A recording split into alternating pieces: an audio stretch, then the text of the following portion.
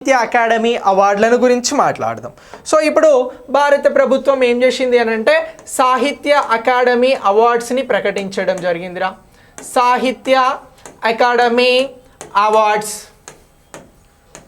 So ఇప్పుడు ఈ awards అనేవి ఎప్పుడు ఎవరు అందజేస్తారు అని అంటే ఇగో 2024. ఇప్పుడు ఈ అవార్డ్స్ ఏ ఇయర్కి సంబంధించి అని అంటున్నాం, 2023 సంవత్సరానికి సంబంధించి.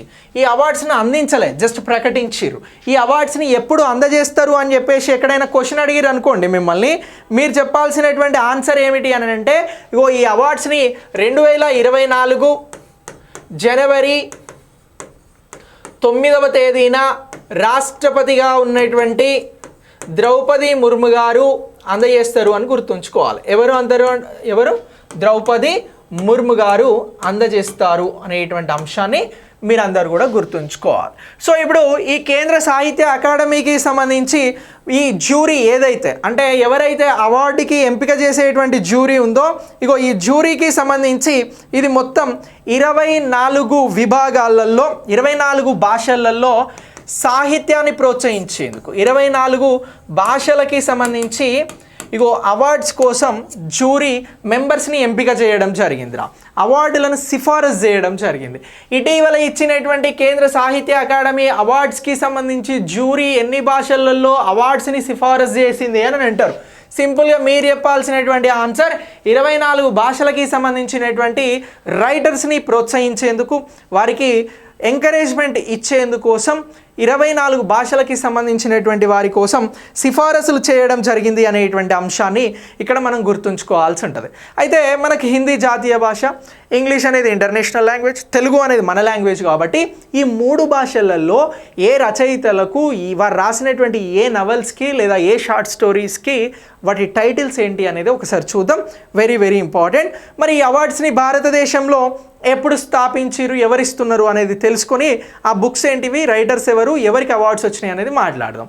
భారతదేశంలో 1954 మార్చి 12న ఈ అవార్డ్స్ అనేవి స్టార్ట్ చేసారు. ఎప్పుడు అని అంటున్నాం 1954 మార్చి 12వ తేదీన అవార్డ్స్ అనేది ప్రారంభించడం జరిగింది. ఈ అవార్డ్స్ని భారతదేశంలో ఎవరిస్తున్నారు అని అంటే కేంద్ర సాంస్కృతిక మంత్రిత్వ శాఖ, కేంద్ర సాంస్కృతిక మంత్రిత్వ శాఖ అనేది ఈ అవార్డ్స్ని ఇవ్వడం జరుగుతుందిరా. సాంస్కృతిక మంత్రిత్వ శాఖ అనేది ఈ అవార్డ్స్ని ఇవ్వడం జరుగుతూ ఉంది. ఓకే, సో ఈ శాఖకి సంబంధించి ప్రస్తుతం ఎవరు మంత్రిగా ఉన్నారు అని అంటే కిషన్ రెడ్డి గారు, మన రాష్ట్రం నుంచి ఉన్నటువంటి కిషన్ రెడ్డి గారు ఈ శాఖకి సంబంధించినటువంటి మంత్రి బాధ్యతలను నిర్వహించడం జరుగుతుంది అని మీరు అందరూ కూడా గుర్తుంచుకోవాలి. సో ఇప్పుడు ఈ మంత్రిత్వ శాఖ పరిధిలోనే ఈ అవార్డ్స్ అనేవి ప్రకటించడం జరిగింది. మరి ఈ అవార్డ్స్కి సంబంధించి ఇంగ్లీష్ నవల్స్కి గాను రిక్వియం ఇన్ రాగా రాంకీ అనేటువంటి రైటింగ్కి గాను ఈ అవార్డుని ప్రకటించడం జరిగిందిరా. ఎవరికి అని అంటున్నాం శరణ్ గౌర్ గారికి. ఎవరికి అని అంటున్నాం ఇగో శరణ్ గౌర్ గారికి అవార్డు అనేది లభించింది. ఇది ఏ భాషలో అంటున్నాం, ఇంగ్లీష్కి సంబంధించినటువంటి భాషలో. ఈయన రాసినటువంటి నవల పేరు ఏమని అంటున్నాం రిక్వియం ఇన్ రాగా రాంకీ. ఇగో రిక్వియం ఇన్ రాగా రాంకీ అనేటువంటిది ఇతను రాసినటువంటి నవల. ఇగో ఈ నవలకి గాను ఈ శరణ్ గౌర్ గారికి కేంద్ర సాహిత్య అకాడమీ అవార్డుని ప్రకటించడం జరిగింది అనేటువంటి అంశం గుర్తుంచుకోండి. ఇలా పేర్లు ఇచ్చి ఏ లాంగ్వేజ్లో ఏ పుస్తకానికి అవార్డు వచ్చింది అని అంటారు, అది నవలనా, షార్ట్ స్టోరీయా, పోయట్రీయా ఇలా అడుగుతారు. అలా అడిగితే కూడా మనకు ఇగో ఈ అంశం అనేది ఇంపార్టెంట్. శరణ్ గౌర్ ఇంగ్లీష్ లాంగ్వేజ్లో రిక్వియం ఇన్ రాగా రాంకీకి రావడం జరిగింది, అది ఒక నవల. ఇప్పుడు హిందీకి సంబంధించి ఎవరికి వచ్చింది అనేది కూడా మనం మాట్లాడదాం. సో హిందీకి సంబంధించి సంజీవ్ గారికి రావడం జరిగిందిరా. ఇగో ఈయన రాసింది ఏంటి అని అంటే ముజే పహచానో. ఎవరికి అని అంటున్నాం సంజీవ్ గారు. సో సంజీవ్ గారు ఏ లాంగ్వేజ్ అని అంటున్నాం హిందీకి సంబంధించి కేంద్ర సాహిత్య అకాడమీ 2023 గాను తీసుకుంటున్నారు. ఈయన రాసినటువంటి నవల ఈయన కూడా రాసింది ముజే పహచానో. ముజే